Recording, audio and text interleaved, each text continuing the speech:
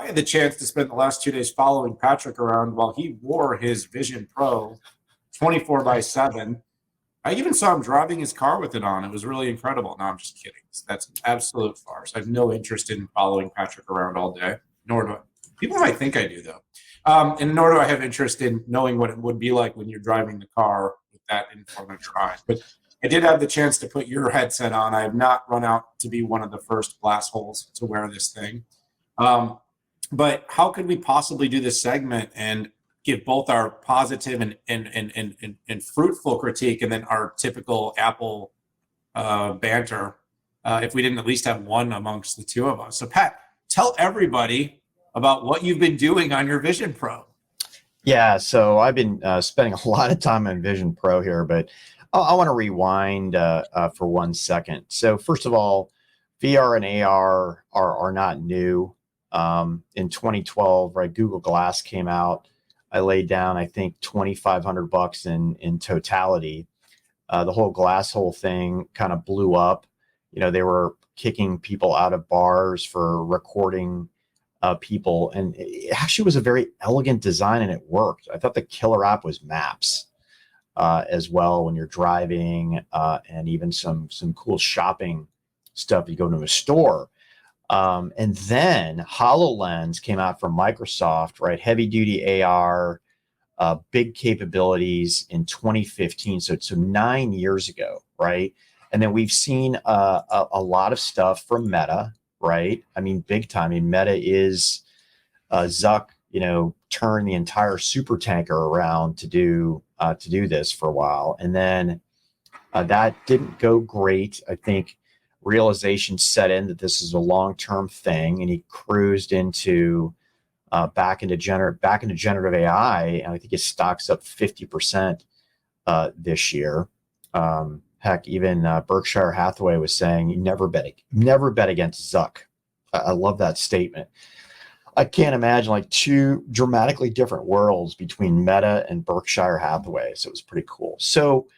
Getting in here, let me give you the pluses and the minuses. I would say the pluses are when you're watching a video, it's the best experience on a 2D video that I've ever seen, and you can have make it look like a 75 or 100 inch TV. Okay, and I think that's pretty cool.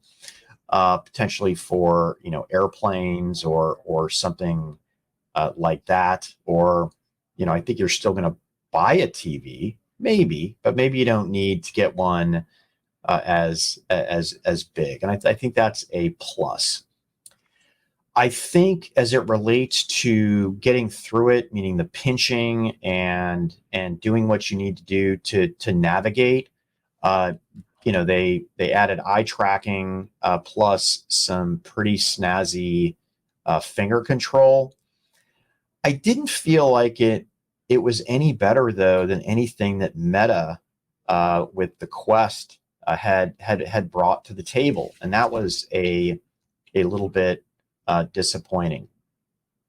On the video side, I do think that, and then we'll see. I mean, Apple has their own studio. This does drive a different type of media, right? One that is more interactive, and one that's surrounding. I can imagine watching. Again, this is nothing new. You could do this with the first virtual realities. You could watch a sports event. Okay, it's a lot clearer, but I'd like to see the ability to maybe get on the field, maybe get closer in, and that's going to require a pretty heavy lift of cameras and investments from all of these companies that actually produce the content. There was a dramatic dearth of apps out there. I think my favorite one, and maybe it's on its way, that I think would just be killer, would be the Calm app, right? This is an app to kind of get your stress under control. The Panorama, think of it as your wallpaper for Vision Pro, is stunning, and it's calming. Like they have one on Lake Mead that you can just chill and you can hear the birds, and you're fully immersed.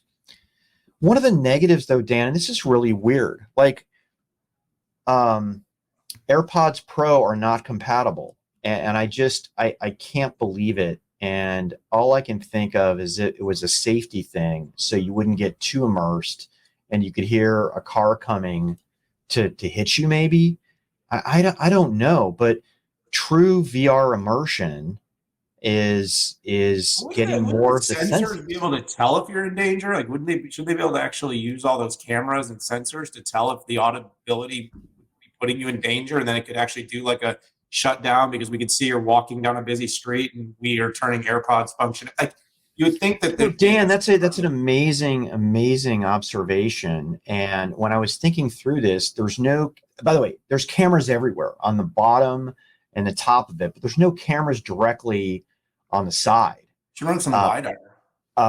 No, I know, maybe put a Luminar LiDAR on your head or something. That's a good one, Dan.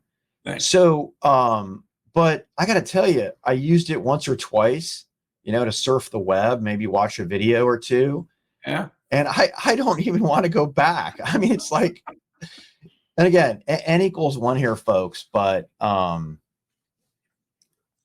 Apple. Well, here's an idea. I mean, give it to Pico. That's Patrick's son, in case you don't know, and let him play with it and give his assessment. Because you think they made it for us old farts, or do you think they're this is like we're gonna make? We always go through that, Dan. But I got to tell you, the people I see who buying this and putting it up there are in their 30s, and some of them are in their 40s. I've seen. I mean, how many 20-year-old kids can afford $3,500 worth of gear? Some. Anyways, my early read on this is that this is a development vehicle. I mean, have you guys seen the battery? The battery is bigger than my S24, like thicker, like twice the thickness of an S24 phone, and you got to stick it in your pocket. And I just can't imagine Steve Jobs ever green lighting a product like that. I'm on the second autobiography, and I just don't think there's any way he would ever let this pass scrutiny. So, hey, if you want to find a friend who has it and use it, go into the Apple store and get a demo before you lay any money down on this. Anyways, that's where I am, dude. All right, listen, I'm going to kind of keep this short. I don't have one. I appreciate you sharing your use and how you were using it. I did get to try yours for a few minutes. I thought it was really immersive to have the content up in your face like that. Be able to watch. What? Sounds like I'm doing something wrong. I'm not. I mean, listen. No, I was reading something. Sorry. You have a movie, and it's cool. But Pat, I gotta. Okay. So you have a movie on, and it's like, do you get, you're talking about like the Calm app, and I'm thinking to myself, like the neck pain that you're gonna have, because it's like 10 pounds. I mean, I don't think it's actually. Yeah, you can actually kick back, and you can put the display content anywhere by hitting the bar in the bottom. And yeah, but I'm just saying, like, when you're sitting there, like you do feel this thing. This is not. Yeah, it's heavy. It's heavy. Not, inconsequential. And by the way, it'll fall apart. Like the magnetic thing out. The metal part. You got the. No. I know. But I can start to see how it could make sense. But Pat, like, here's the thing. I could not believe it took this long to create something this large. Now, again, the one big difference is sort of the looking through versus looking. And I think I'm sure that was harder. But I mean, remember, Google Glass was like a decade ago. I mean, how long ago was it? It was like 10 years ago. And they were a relatively lightweight pair of glasses with, so what I'm saying is we spent another decade to end up getting something that is the size of an Oculus Quest that's designed for full immersive VR. And, I see some of these videos of people using it, and I get it. It's cool. It's Apple. But, like, are you really going to, like, wear this thing, drive with, like, this is not, like, a lightweight augmented experience. This is a full-on. By the way, you're carrying a battery pack that's the size of an iPhone Max or a large iPhone.